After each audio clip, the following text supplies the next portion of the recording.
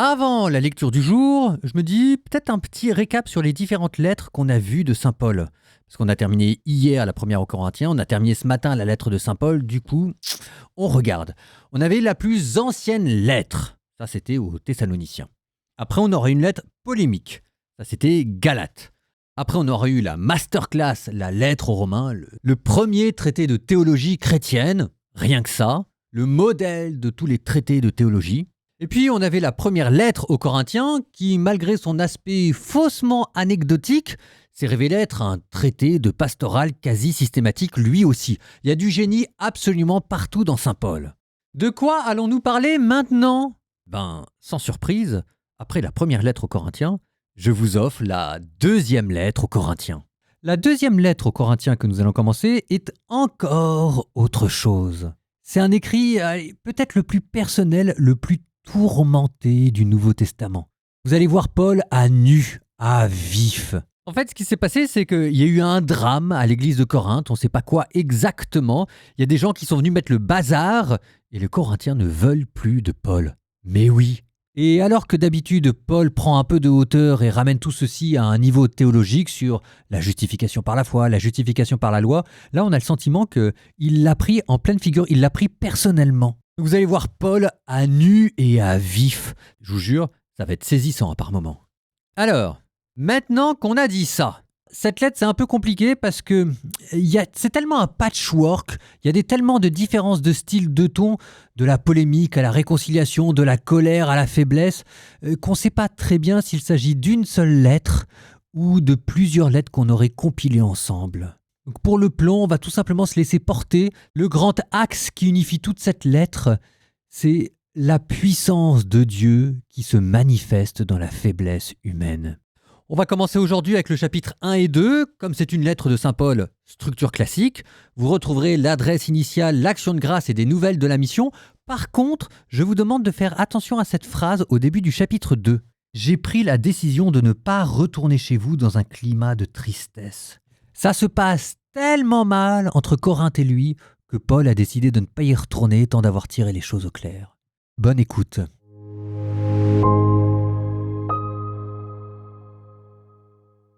Deuxième lettre aux Corinthiens, chapitre 1.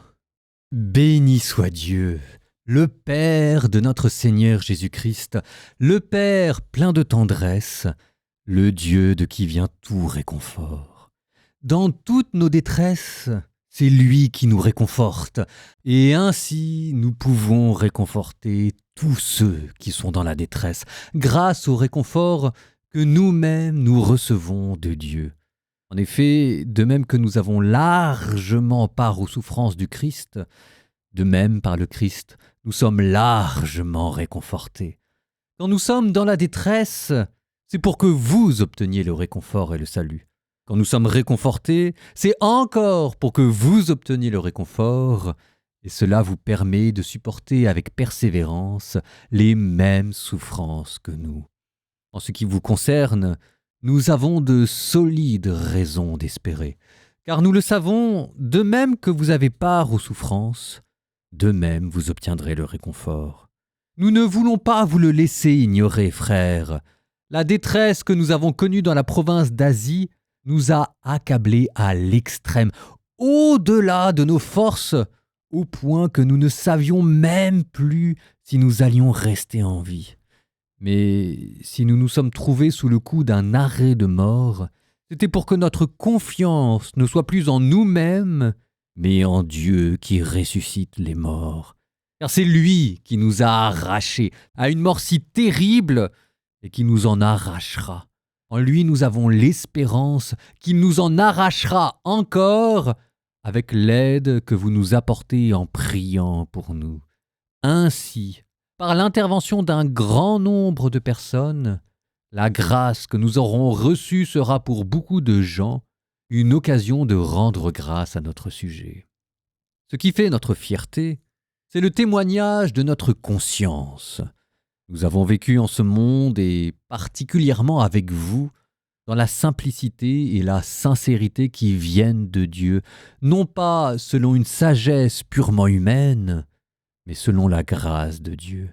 Nos lettres ne contiennent vraiment rien d'autre que ce que vous pouvez lire et comprendre.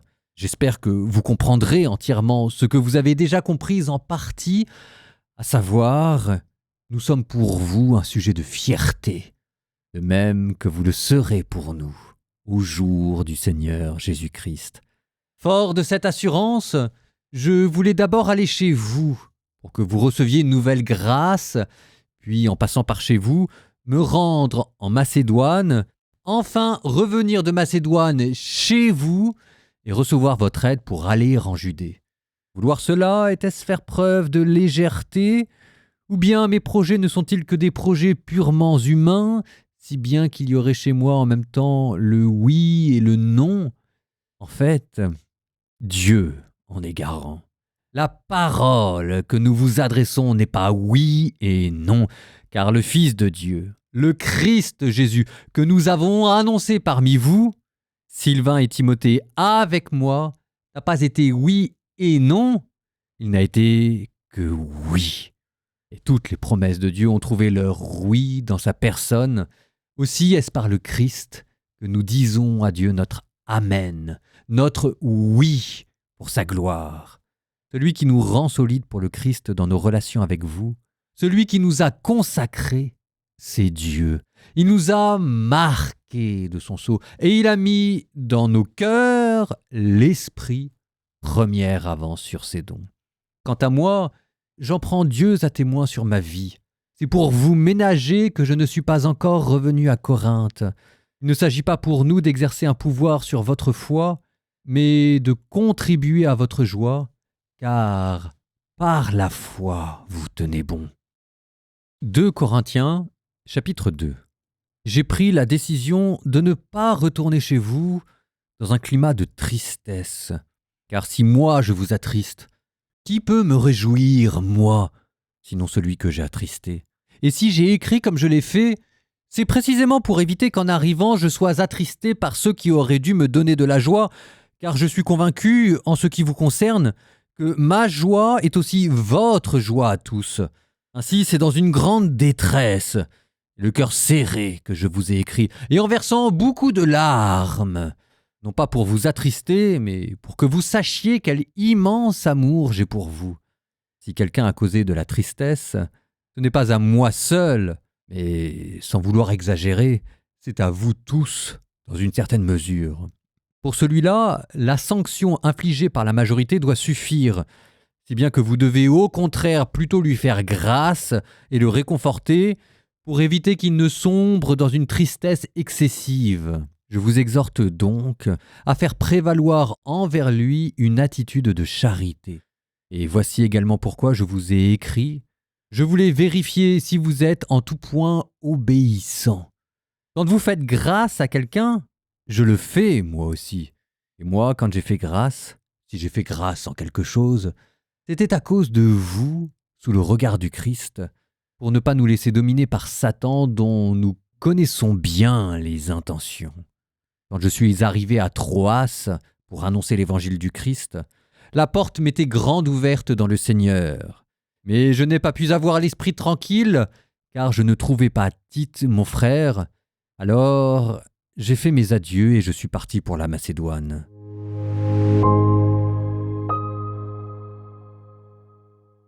Saint Paul est au fond du gouffre et il vous montre sa manière à lui de le vivre en Christ. On va reprendre ça gentiment parce que c'est quand même un cas d'école pour que nous puissions apprendre à vivre nos détresses dans le Christ et de manière sainte. On a tous nos croix, on a tous nos difficultés, mettons-nous à l'école du Maître.